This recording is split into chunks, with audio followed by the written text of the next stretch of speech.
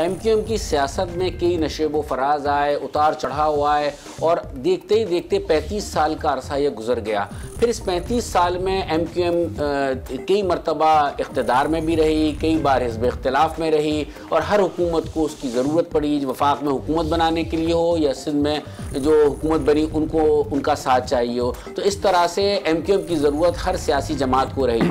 अब 2018 के इंतखाबात के बाद जब तहरीक इंसाफ की हुकूमत आई तो उसमें देखा ये कि एक मरतबा फिर एमक्यूएम उनकी इत्तेहादी बनी। गो के सूबे में पाकिस्तान पीपल्स पार्टी की हुकूमत है लेकिन उन्होंने उनका इत्तेहादी बनना पसंद नहीं किया। इस तमाम उतार चढ़ाव के हवाले से जो एक शख्सियत थी आमिर खान एमक्यूएम के मरकज़ी रहनुमा हैं। एमक्यूएम के 35 साला दौर में उनका कई बार नाम सामने आया, उतार चढ़ाव आते रहे सियासत में। उनकी सियासत में भी वो कभी एमक्यूएम से चले गए, कभी वो एक मरतबा फिर एमक्यूएम में आ गए और इस मरतबा कुल्ली तौर पर वो फिर एक ऐसी पोजीशन में नज़र आते हैं कि कहा यही जाता है कि फ़ैसले वो कर रहे हैं। इन तमाम हवालों से गुफ्तगू करेंगे और आज गुफ्तगू करने के लिए हमारे साथ मौजूद हैं आमिर खान, एमक्यूएम के मरकज़ी रहनुमा।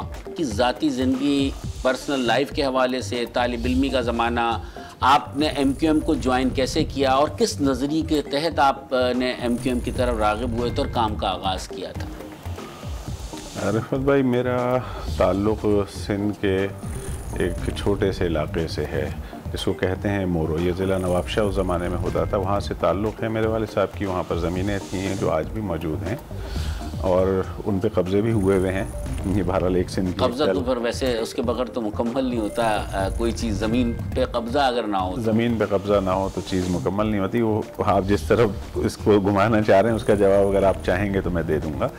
लेकिन बहरहाल मैं वहाँ पर बचपन मेरा गुज़रा है और मैंने इब्तदाई तालीम भी वहीं हासिल की है। मैंने वहाँ पर अपनी आँखों से बचपने में ही उस तासुब और उस नफ़रत को देखा और उसको देखने के साथ साथ उस चीज़ को महसूस किया। फिर उसके बाद 5वीं क्लास से फिर मैं कराची आ गया। यहाँ पर लियाकताबाद में रिहाइश थी हमारी। वहाँ पर तालीम हासिल करते रहे, पढ़ते रहे। एक दो वाक़यात ऐसे हुए जिसने इस बात को जहन में बिल्कुल बिठा दिया कि पाकिस्तान बनाने वालों को पाकिस्तानी माना नहीं जाता है, समझा नहीं जाता। मिसाल के तौर पर मैंने कैडेट कॉलेज पिटारो के लिए ट्राई किया। वहाँ पर मैंने उनके एग्ज़ाम दिए, उनका एग्ज़ाम पास किया। उनके इंटेलिजेंट टेस्ट होता है वो मैंने पास किया। उसके बाद उनका मेडिकल हुआ, वो पास किया। इंटरव्यू सब पास कर लिया। उसके बाद लास्ट में क्लर्क्स जो वहाँ पर थे उन्होंने मुझे रसीद देते हुए ये फरमा दिया कि आपका यहाँ पर एडमिशन हो नहीं पाएगा। मैंने कहा वजह? उन्होंने कहा आपका डोमिसाइल कराची का है, सिंध का नहीं है। तो मुझे समझ नहीं आया कि ये क्या ऐसी वजह है कि अगर मेरा डोमिसाइल कराची का है तो मुझे एडमिशन भी नहीं मिल सकेगा। ये बुनियादी चीज़ें थी कि जिसको हमने महसूस किया और फिर हमने ये फ़ैसला किया कि फिर महाजरों की कोई एक आवाज़ होनी चाहिए जिसके लिए एक प्लेटफॉर्म मौजूद था। नज़र आया कराची यूनिवर्सिटी से उसकी इब्तदा हुई थी, हमने उसमें शमूलियत इख्तियार की और उस प्लेटफॉर्म के तहत हमने काम शुरू किया। ये हमारी सियासी ज़िंदगी का आगाज़ था। उससे पहले किसी सियासी जमात से, किसी स्टूडेंट तंजीम से, किसी मजहबी जमात से कोई ताल्लुक़ नहीं रहा। इब्तदा से एमक्यूएम में आए और एमक्यूएम में हैं आज तक। देखिए, इतना उरूज मिला एमक्यूएम को, इतना इख्तियार मिला कि मेरे ख़्याल में इससे पहले पाकिस्तान की किसी सियासी जमात को या जुल्फ़िकार अली भुट्टो के पास ही नज़र आता था इस तरह का मजमा। फिर ये सब कुछ मुंतशिर कैसे हो गया? मतलब इतनी चीज़ें जमा की, आपने इतनी हुकूक़ के लिए आवाज़ बुलंद की और एक ताकत हासिल कर ली, यानी कह सकते हैं ऐवानों तक रसाई हासिल कर ली जहाँ फ़ैसले होते हैं। फिर ये मुंतशिर क्यों हो गए? देखिए, एमक्यूएम एक मिडिल क्लास तबके से ताल्लुक़ रखती है और यही वो मिडिल क्लास तबका होता है जो मुल्क के अंदर कोई तब्दीली ला सकता है। जो मुल्क के अंदर जागीरदाराना वडेराना निज़ाम मुसल्लत है यहाँ पर, जिनकी जड़ों में इस मुल्क की बैठ गया है, इससे छुटकारे का अगर कोई ज़रिया था तो वो यही एक मिडिल क्लास तबके को आगे आने की ज़रूरत थी जिसके ज़रिए से इस मुल्क में कोई तब्दीली आ सकती थी। जैसे ही एमक्यूएम ने अपने काम का आगाज़ किया, इस मुल्क के अरबाब इख्तियार ने ये महसूस कर लिया कि ये वो तंजीम है और इसका जो नज़रिया है, जो इसकी सोच है, अगर ये कामयाबी की तरफ आगे बढ़ते रहे तो ये पूरे मुल्क के अंदर एक तब्दीली ला सकते हैं। उस वजह से इब्तदाई दौर में ही आपने देखा होगा कि एमक्यूएम के ख़िलाफ़ साजिशें शुरू हो गई मुख्तलिफ़ किस्म के इस शहर में फसादात हुए, कराए गए, उसका एक पूरा बैकग्राउंड है और पूरी एक तारीख़ है जिसको इस कम वक्त में, इस महदूद वक्त में नहीं हम उसको सामने ला सकते। आप इस शहर के हैं, आपको ख़ुद मालूम है कि इस शहर में सोराबकोट का सानिया होता है, इस शहर में अलीगढ़ का सानिया होता है, ग्रीन टाउन का वाक़या होता है, फिर हैदराबाद में इसी तरह आधे घंटे के अंदर 250 अफराद को, बेगुनाह अफराद को कत्ल कर दिया जाता है। ये इस तरह के सानियात होते रहे और MQM को उसके अंदर उलझा के रखा गया और फिर उसके बाद ये तासुर पेश किया गया कि MQM कोई दहशतगर्द तंजीम है, MQM कोई टेरर है, उसका खौफ है। उस तासुर को कायम करके फिर MQM के ख़िलाफ़ ऑपरेशन किए गए। अच्छा, लेकिन आप क्या नहीं समझते कि MQM ने ख़ुद इस तासुर को तक़वियत दी जब आप ख़ुद उस काम में मुलव्विस हो गए, दहशतगर्दी के वाक़यात में नाम आने लगे, कत्लो गारतगरी इस शहर में होने लगी, एक दूसरे को मारने का सिलसिला शुरू हो गया, तो आप नहीं समझते कि MQM खुद भी ज़िम्मेदार है? उस तरफ कोई ले गया आपकी तरफ, ठीक है, आपकी बात से हम इत्तेफाक कर भी लेते हैं, लेकिन ख़ुद MQM भी उस तरह राग़िब नहीं हुई। अरफत भाई, ऐसा नहीं है ना। तारीख़ को जब आप सामने रखते हैं तो फिर उसके ऊपर बड़ी ईमानदारी से फ़ैसले करने चाहिए। क्या सोराबकोट के ऊपर जो वाक़या हुआ उसकी इब्तदा MQM ने की थी? क्या अलीगढ़ के अंदर जो सानिया हुआ उसकी इब्तदा MQM ने की थी? या इसके साथ साथ जितने उस दौर में वाक़यात हुए उसकी इब्तदा MQM ने की थी, उसकी पहल MQM ने की थी। MQM को उसकी तरफ धकेला गया, एक रिएक्शनरी एक रवैया आया कौम के अंदर ना। लेकिन जहाँ तक बात ये आती है कि दहशतगर्दी या वो, तो कोई एक केस आप साबित कर दें कि जो तंजीमी एतबार से जिसमें किसी अदालत ने फ़ैसला किया हो कि MQM एज ए पार्टी उसने किसी दहशतगर्दी के काम में हिस्सा लिया हो। आज तक किसी एक केस में इंडिविजुअल किसी का एक आध वाक़या हो तो उसकी जवाबदेही MQM नहीं हो सकती। मैं उस बात को कंटिन्यू करूँगा पहले वाली बात से कि जब ये अरबाब इख्तियार ने देख लिया कि ये तंजीम आगे बढ़कर इस मुल्क में तब्दीली ला सकती है, इस वडेराना निज़ाम, इस जागीरदाराना निज़ाम और यहाँ पर जो खलाई मखलूक जिस तरह चीज़ों को कंट्रोल करती है, तो अब आइए मैं उस तरफ भी आऊँगा। आपने एक बात अच्छी याद दिलाई, तो उन चीज़ों से निकलने का वाहिद रास्ता ही एक MQM का नज़रिया था।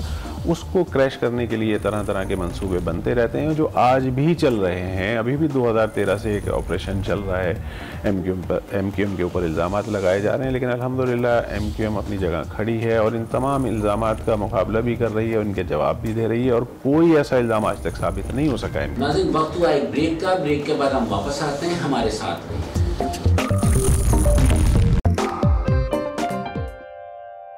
अच्छा, माजी में MQM जो थी वो इस साजिशों के ताने बाने इस्टेब्लिशमेंट से जोड़ा करती थी, लेकिन एक वक्त वो भी था कि MQM ख़ुद भी इस्टेब्लिशमेंट के बहुत करीब थी। MQM को हिदायत भी उन्हीं से लेती थी, उन्हीं से बात करती थी और आप ख़ुद इस चीज़ के बहुत सारी चीज़ों को आप समझ गए होंगे मैं कह क्या रहा हूँ। तो मेरे ख़्याल में आप ख़ुद भी उस तरह राग़िब नहीं हुए। देखिए, मैं इतना समझदार नहीं हूँ ना जितना आप मुझे समझ रहे हैं ना। मैं इतना समझदार नहीं हूँ। जहाँ तक आपका कहना ये है कि MQM हिदायत लेती थी या उनसे बात करती थी, तो मुझे नहीं पता कब MQM ने उनसे बात करी है और कब उनसे मुलाकात करी है। जो लॉ एंड ऑर्डर की सिचुएशन क्रिएट होती है उसको कंट्रोल करने के लिए जो इदारे इस शहर में काम करते हैं उनके साथ मिलना, उनके साथ बात करना, वो हमारा काम है, हम करेंगे। एक सियासी जमात की हैसियत से उनके साथ ज़रूर हम मिलते रहेंगे। लेकिन जिस दौर की तरफ आप का इशारा है, मुशर्रफ साहब का दौर, मुशर्रफ साहब के दौर में जब इस्टेब्लिशमेंट कह लें या फ़ौज कह लें या जो कुछ भी आप उसको कह लें, वो हुकूमत उनके हाथ में थी, तो फिर बात किससे करेंगे? MQM अगर इलेक्शन जीत कर आती है और मुशर्रफ साहब की हुकूमत होती है तो बात तो MQM उन्हीं से करेगी, किसी और से तो नहीं करेगी। तो ये एक दौर रहा है जब इस्टेब्लिशमेंट का अपना एक रोल था, उस रोल में बात भी उन्हीं से करनी थी। लेकिन उनके इशारों पे चलना या उनके साथ चलना या उनकी हिदायत पे अमल करना, ये MQM का कभी खासा नहीं रहा है। आप नहीं समझते कि MQM ने कभी भी इस्टेब्लिशमेंट से राब्ते नहीं रखे, इन्हें खुफिया इदारों से कोई राब्ता नहीं रहा, ना उनकी कोई हिदायत आई, ना कभी उनसे बात की, कभी नहीं किया। माजी की बात कर रहा हूँ थोड़ा सा, मैं अभी हाल की नहीं कर रहा। हम एक सियासी जमात हैं और सियासी जमात की हैसियत से लॉ एंड ऑर्डर की सिचुएशन पर इन इदारों के साथ बातचीत करना, इसमें कोई मज़ायक़ा नहीं है और इसमें करना पड़ता है। लेकिन हिदायत वो MQM इनके ऊपर कभी भी इन हिदायत के ऊपर अमल नहीं करती, उसकी अपनी पॉलिसीज़ हैं, उसके ऊपर काम करती है। अच्छा, एक थोड़ा सा चले, हम बहुत ज़्यादा खुश्की की तरफ चले गए थे तो उसमें आप भी उसमें कंफर्ट जोन में नहीं लगे। मैं सिर्फ ये कहूँगा कि आपका नाम था एक, मतलब एक, फिर आप कहेंगे माजी की तरफ मैं जाता हूँ, तो मैं दरअसल मेरे आपको देखकर या दूसरे और लीडर हैं तो मैं उसी अरसे में ये सारे काम करता रहा हूँ, देखता रहा हूँ, तो मुझे उसकी वजह से मैं सवाल आपको फ्रेम कर रहा हूँ कि माजी में आपका एक रोब था, एक दबदबा था, एक नाम आता था आमिर खान, और मैं वही एक सवाल दोहराऊँगा कि आफाक अहमद, आमिर खान नाम, लोग डरते थे, खौफ खाते थे, मतलब इस तरह की बात करते हैं। लेकिन हम जब आपसे मिले तो अंदाज़ा इस तरह का आप तासुर जो है वो ज़ाहिल होता हुआ भी लगता है। एक आपका एक बाहर एक तासुर बना हुआ था कि आपसे लोग खौफ खाते थे, कारकुन भी डरते थे डराने के लिए। क्या घर में भी ऐसा ही खौफ होता था, या कारकुनों में खौफ था आपसे कि भाई डरते थे आमिर खान आ जाएंगे, आफाक अहमद आ जाएंगे? माजी की बात देखिए, ना माजी में और ना आज MQM के अंदर किसी फ़र्द का कोई खौफ नहीं होता। हाँ, ये ज़रूर है कि मैं कुछ उसूलों के ऊपर सख्ती से पाबंदियाँ करवाता हूँ, उसकी वजह से ज़रूर ये तासुर कायम हो सकता है, वरना मैं कारकुनान के साथ और अपने तंजीमी साथियों के साथ मेरा रवैया इंतहाई नरम होता है और मैं बहुत ही तहम्मुल से बात करता हूँ, उससे का इजहार नहीं करता, डिसिप्लिन पे कंप्रोमाइज़ नहीं करता। इस वजह से शायद ये तासुर रहा हो, लेकिन बड़ा दोस्ताना ताल्लुक़ होता है दोस्तों से, साथियों से। वही बिल्कुल घर के अंदर भी माहौल है, बेगम के साथ भी बिल्कुल उसी तरह का माहौल है और बच्चों के साथ भी बिल्कुल दोस्ताना माहौल है। बच्चे डरते तो नहीं हैं? नहीं, क़तन बच्चे नहीं डरते। बच्चों की माँ से मैं ज़रूर डरता हूँ, लेकिन बच्चे मुझसे नहीं डरते, ये ज़रूर है। और बहुत अच्छा घर का माहौल है और बड़ा फ्रेंडली है। मुझे नहीं याद पड़ता कि मेरी 25 साल तकरीबन हो गए हैं शादी को, 25 साल में किसी एक दिन भी मेरा जो है किसी बात पर कोई बेगम के साथ कोई तलखी हुई हो, आज तक नहीं हुई। अच्छा, कभी जब इस सूरत हाल बहुत ख़राब थी, आपके इख्तिलाफ़ात बहुत ज़्यादा थे, तो घर में कोई इस तरह का टेंस, बच्चे खौफज़दा हो जाते हों, घर वाले भी परेशान रहते हों, जब आप बहुत ज़्यादा ऐसी सूरत हाल से दो चार थे, जब आप ये फ़ैसला नहीं कर पाए थे कि आप इस तरफ आएंगे या उस तरफ रहेंगे? अरफत भाई, हम सियासी लोग हैं तो सियासी लोगों की ज़िंदगियों में ये उतार चढ़ाव तो आते ही रहते हैं और उसका असर बहरहाल घर वालों पर ज़रूर पड़ता है। तो शहर की जो सूरत हाल थी और जो उस वक्त के हालात थे, उससे घर वाले मुतासर ज़रूर हो रहे थे, बच्चे परेशान भी थे, बेगम भी परेशान थी, लेकिन बाहौसला खातून हैं, बड़ी हिम्मत के साथ उन्होंने सारी चीज़ों का मुकाबला किया और उन्होंने मेरा साथ दिया। मैं जिस वक्त बच्चों को मेरी ज़रूरत थी, मैं 8 साल जेल में रहा हूँ और बच्चे मेरे छोटे थे, बाप की गैर मौजूदगी में अल्हम्दुलिल्लाह उनकी वालिदा ने बच्चों को बहुत अच्छे तरीके से उनकी तरबियत की है। बच्चे पढ़ रहे हैं, ग्रेजुएशन के करीब पहुंच गए हैं, एक ने कर भी ली है। तो अल्हम्दुलिल्लाह बच्चे उन तकलीफ़ों से गुज़रे हैं, उन्होंने सीखा भी है, उन्होंने महसूस भी किया है, लेकिन कभी उन्होंने उसका शिकवा नहीं किया। उन्होंने कहा सही है, जो है उसमें उन हालात का मुकाबला करना है। अच्छा, बच्चे कहीं इस तरफ सियासत की तरफ को रुझान किसी का कि वो भी आगे, जैसे हमारे यहाँ पाकिस्तान में तो मौरूसी सियासत का बड़ा है कि बाप के बाद बेटा, फिर नहीं वो तो बेटी, इस तरह लोग आगे लाते हैं। नहीं रफ़त भाई, किसी भी एक भी बेटे का जो है वो रुझान सियासत की तरफ नहीं है। शायद इस वजह से कि उन्होंने बड़े कठिन मरहलात देखे हैं, माहौल से गुजरे हैं, तो शायद इस वजह से उनका जहन इस तरफ ना हो। किसी का भी नहीं है। तो ऐसा तो नहीं कि आपने वो तलखियाँ इतनी देखी हैं, उसके बाद आपने अपने बच्चों को दूर रखा हो इन चीज़ों से? मैंने उनके ऊपर किसी किस्म की कोई पाबंदी नहीं लगाई है बच्चों के ऊपर। उनको बहुत उनको फ्रीडम दिया है। मैंने कहा जो तुम्हारी मर्ज़ी चाहे करो, तालीम हासिल करना है, जिस फील्ड में जाना है जाओ, तो और कोई पाबंदियाँ उन पे नहीं लगाई हैं। इवन ये कि मैंने उनको शादियों पे भी पाबंदी नहीं लगाई है कि अगर तुम्हें जहाँ शादी करनी है मुझे बता देना, मैं वहाँ शादी करा दूँगा तुम्हारी, मुझे कोई एतराज़ नहीं होगा। तो घर में बड़ा अच्छा माहौल है, कोई सियासत में बहरहाल कोई किसी बच्चे का कोई रुझान नहीं है। अच्छा, एक चीज़ मैं आपसे पूछूँगा कि उर्दू बोलने वालों का आपने एक बात की थी कि उनके मसाइल के हल और उनके लिए आप आगे आए थे, तो आपने ये देखा कि वो मसले, जिन मसाइल पर आपने ये पार्टी बनाई थी, MQM उन नारों को लेकर भी चली थी कि उसी को लेकर आगे आहिस्ता आहिस्ता अपने उस अहदाफ से दूर नहीं हुए, उसकी वजूहात क्या थी? नहीं, हम MQM तो उन अहदाफ से दूर नहीं हुई है, हम तो आज भी उन्हीं इश्यूज़ के ऊपर बात करते हैं। अभी PTI से भी हमने जो मुआहदा किया है उसमें हमने उन्हीं इश्यूज़ के ऊपर बात करी है, हमने कोटा सिस्टम के ऊपर बात करी है, हमने बेरोज़गारी के ऊपर बात की है, कराची के मसाइल के ऊपर बात की है। तो उन तमाम हवालों से जो सेंसस में ख़ास तौर से जो कराची शहर के साथ ज़्यादती की गई है उसके ऊपर आवाज़ उठाई है।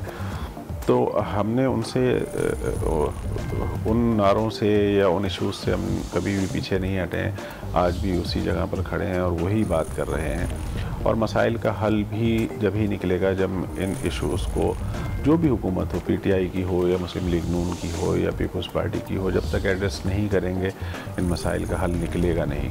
हम अपनी दानिश में कोशिश करते हैं, जितनी हमारी तादाद है, जितने नंबर्स हैं, उसके ऊपर हम जितनी कोशिश कर सकते हैं वो हम करते हैं और करते रहेंगे।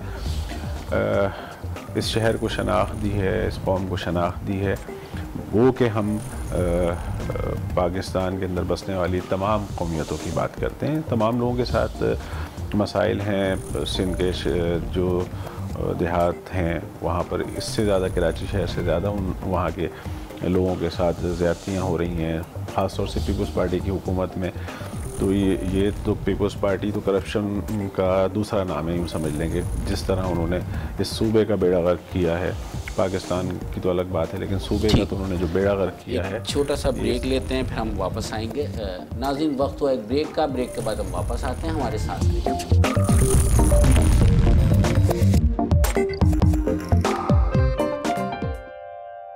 वेलकम बैक नाज़रीन, ब्रेक के बाद हम हाजिर हैं। हमारे साथ प्रोग्राम में मौजूद हैं MQM के मरकज़ी रहनुमा आमिर ख़ान। उनसे हम गुफ्तगू तो सियासत के हवाले से कर रहे हैं, लेकिन हमने ये सोचा कि उनसे सियासत पे तो बहुत बात हो चुकी है, कुछ उनकी पर्सनल लाइफ, अगर वो हमसे कुछ खुल के बात कर सकें तो कोशिश करेंगे कि उनसे उन चीज़ों पर भी बात करने की कोशिश करें जो शायद पहले आप लोगों के सामने ना आई हों।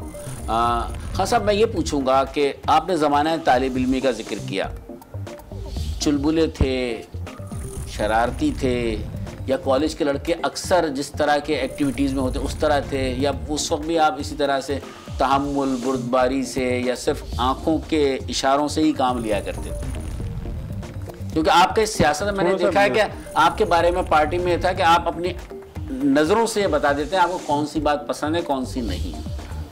हाँ, शायद ये किसी हद तक दुरुस्त है ये बात।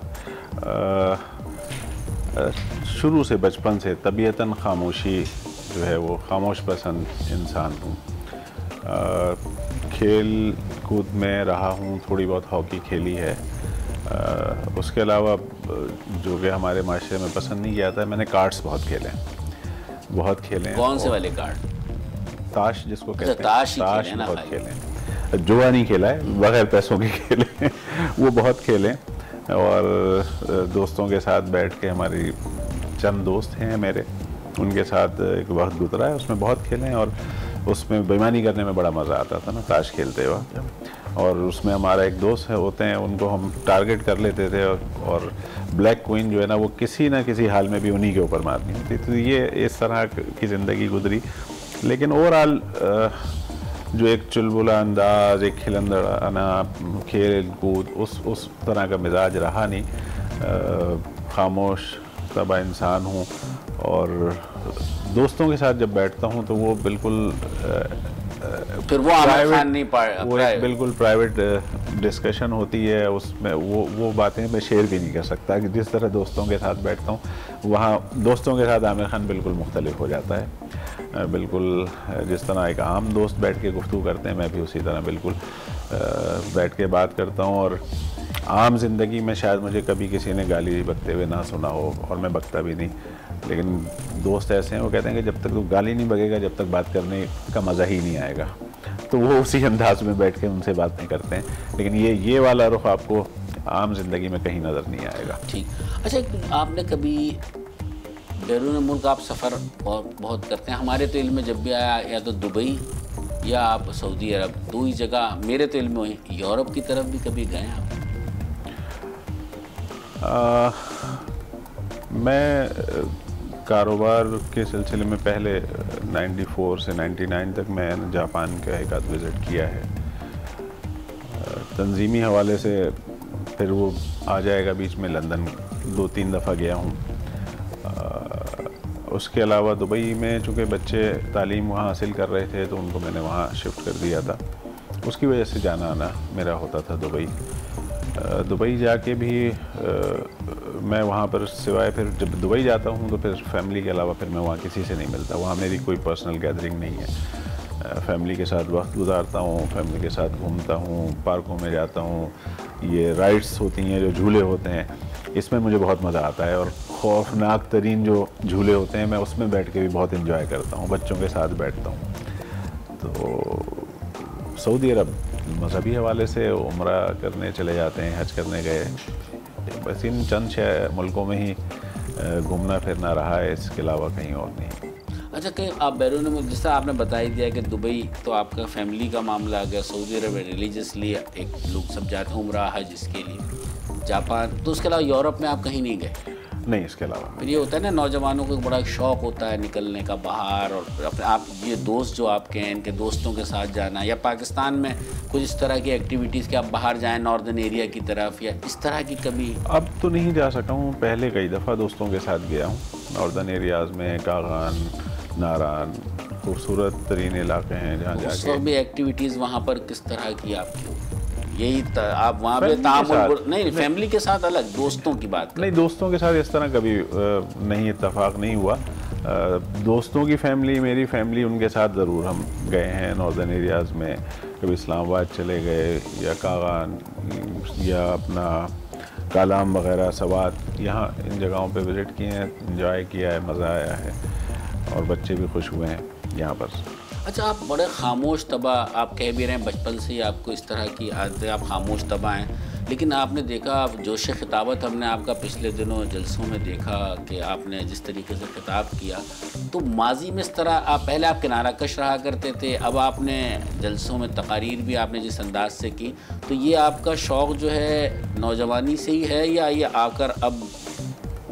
रहमत भाई, शुरू से आपने देखा होगा कि मैं स्टेज से बहुत भागता था और मीडिया से भी बहुत भागता था। कभी मीडिया से मैं बात करने से कतराता था, और वो शुरू से ऑर्गेनाइजेशन के काम को ज़्यादा देखा। लेकिन अब ये बोझ जो है ना वो कांधों पे आ गया, जिम्मेदारियां ऐसी बढ़ गई कि जिसकी वजह से अब तकरीर भी करनी पड़ जाती है, और मीडिया से भी थोड़ी बहुत गुफ्तगू करनी पड़ती है। कोशिश करता हूँ भी मीडिया से दूर रहने की, लेकिन बहरहाल कुछ ना कुछ अब करना, चूँकि ज़िम्मेदारियाँ बढ़ती चली गई, उसकी वजह से अब ये काम भी करना पड़ा है। मेरी अपनी ख्वाहिश या अपना दिल नहीं होता कि मैं प्रोग्रामों में भी, आप मुझे अब भी शायद नहीं देखेंगे कि अगर तकरीर के वक्त तो मैं आ जाता हूँ स्टेज के ऊपर, वरना मैं स्टेज पर भी नहीं बैठता। मैं नीचे ही बैठ के अपनी चीज़ों को, काम को, तंजीम के मामला को देख रहा होता हूँ। तो ये मिजाज है अब, ये इस उम्र में आके अब शायद तब्दील ना हो सके। अच्छा, एक सॉफ्ट स्पोकन, नरमी से गुफ्तगू करने वाले आमिर खान का ये तासुर बना कैसे था? ये जो मैंने आपसे जिक्र कर रहा था कि लोग डरने वाली बात, ये कैसे बना? क्योंकि हमारा तजर्बा आपसे मुलाकात में, माजी की मुलाकात हो या अभी की हो, तो आप सॉफ्ट स्पोकन ही हैं, तामुल से ही बात करते हैं, लेकिन ये तासुर बना कैसे था और क्यों बना था? रिफत भाई, आप मुझसे डरते हैं, आप मुझसे डरते हैं। अगर आप मुझसे नहीं डरते तो फिर कोई क्यों डरेगा? नहीं, मैं बनाया गया, नेगेटिव उसमें नहीं कह रहा, मैं कह रहा हूँ कि एक अमूमन किसी का भी एक बन जाता है, एक इमेज बन जाता है, तो मगर ये आप उस तरह के हैं नहीं। क्यों, मेरा तो एक्सपीरियंस आपके साथ खासा तवील है, लेकिन ये बनाया क्यों था, कैसे बना? ये मुखालफिन बनाते हैं, मुख्तलिफ लोगों को मुख्तलिफ अंदाज में पेश किया जाता है। शुरू से आप मुझे बरसों से जानते हैं, कोई अभी हाल फिलहाल में तो आपसे मुलाकात हुई नहीं है, बरसों से जानते हैं। इसी तरह का मिजाज है, इसी तरह बात करता हूँ, इसी तरह लोगों से मिलता हूँ। मैंने जैसे अर्ज़ की ना कि डिसिप्लिन को मैं मेंटेन करने की कोशिश करता हूँ, उसकी वजह से एक तासुर ये ज़रूर बनता है कि थोड़ा सख्त मिजाज हूँ और सख्ती करता हूँ, एक ये तासुर ज़रूर बनता है। बाकी आपके सामने हूँ, जैसा हूँ, खौफनाक हूँ या नरम खो हूँ, सब आपके सामने हूँ। अच्छा, हालिया दिनों में पार्टी में क्यों तासुर बना है इस तरह का? जब डॉक्टर फारूक सत्तार साहब का मामला हुआ तो ये आया कि आपका रवैया उनसे तल्ख हो जाता है, बाज़ ने ये भी शिकायत आई कि हतक आमेज़ हो जाता है, तो जिसकी वजह से वो नाराज़ हुए, पार्टी भी छोड़ गए। ये सियासी उसमें नहीं कर रहा मैं, मतलब आप लोगों का बड़ा दोनों का पुराना साथ एक दूसरे के साथ, तो ये तासुर भी क्यों बना मौजूदा हालात में? क्या उसमें भी डिसिप्लिन का कोई मामला था? 22 अगस्त के बाद रफत भाई हम सब ने बैठकर ये तय किया था कि अब हम पार्टी को जमहूरी अंदाज में चलाएंगे, वन मैन शो पार्टी में नहीं होगा। फारूक भाई, बदकिस्मती से फारूक भाई ने शायद ये उनके जहन में ये बात आई कि दोबारा से वो पार्टी को उसी तरह चलाएंगे जैसे 22 अगस्त से पहले चलती थी। उसकी वजह से कुछ इख्तलाफी मामला ज़रूर हुए हैं, लेकिन आज तक किसी टीवी चैनल के ऊपर या कहीं उनके साथ ज़ाती हैसियत में बैठकर भी मैंने कभी उनके साथ ऊंची आवाज़ में भी बात नहीं करी, आज तक नहीं करी है। अलबत्ता फ़ारूक भाई ने ज़रूर मीडिया के ऊपर बैठकर मुझ पर तनकीद भी की, इल्ज़ामात भी लगाए, मैंने उसका भी कोई उनको आज तक जवाब नहीं दिया है। गुफ्तगू जब भी हुई है मैंने हमेशा उनको फ़ारूक भाई कह के मुखातिब किया है, और कभी मतलब तल्ख बात तो दूर है, मैंने कभी ऊंची आवाज़ में भी उनसे बात नहीं करी है। हाँ, उसूलों के ऊपर बात करते हैं, उसके ऊपर एतराज़ करता हूँ, उसके ऊपर मैं नहीं मानता। उनकी जो भी दलीलें होती हैं अगर वो उसको अक्सरियत रद्द करती है तो मैं उसको नहीं मानता, मैं कहता हूँ ये दुरुस्त नहीं है। और इतने सीनियर और तजुर्बेकार हमारे साथी हैं, मुझे नहीं समझ में आता कि फ़ारूक भाई को क्या हो गया है। मैं तो उनसे यही दरख्वास्त करूँगा कि चीज़ों को समझें, आएँ, साथियों के साथ जुड़कर काम करें, इसी में पूरी कौम की बेहतरी है।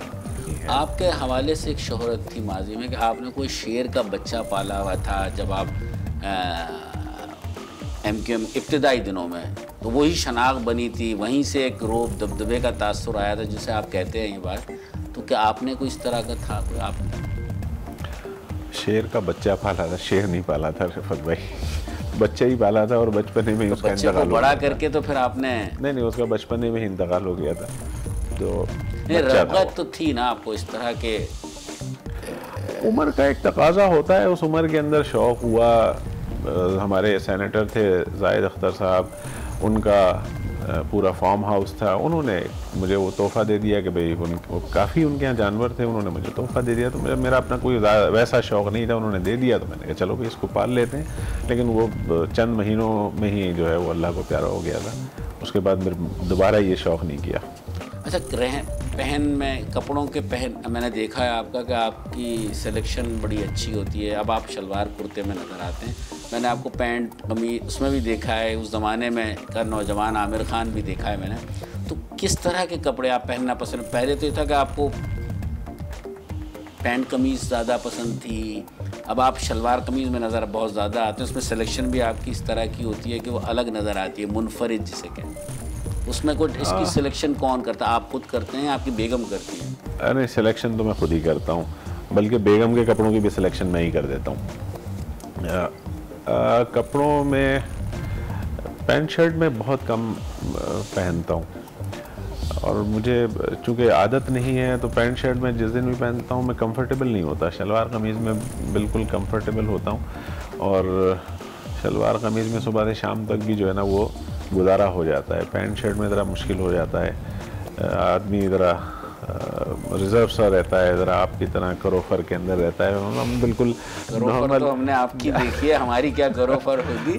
बहरहाल आपका बहुत बहुत शुक्रिया, आपने आज टीवी के लिए वक्त निकाला। नाजरीन, आपने गुफ्तगू सुनी आमिर खान की, उनकी सियासत, क्योंकि सियासत को हम जुदा नहीं कर सकते उनसे, सियासत के साथ साथ ही हमने कोशिश की कि उनकी ज़ाती ज़िंदगी, उनकी नौजवानी, वो पार्टी में किस तरह से आए, उनका किस तरह का मिजाज है, इन तमाम हवालों से हमने कोशिश की कि आप तक कोई नई बात पहुँचाएँ, नई गुफ्तगू आपके सामने लाएँ। इसके साथ ही आज के प्रोग्राम से अपने मेज़बान रफ़त सईद को इजाज़त दीजिए। अल्लाह हाफ़िज़।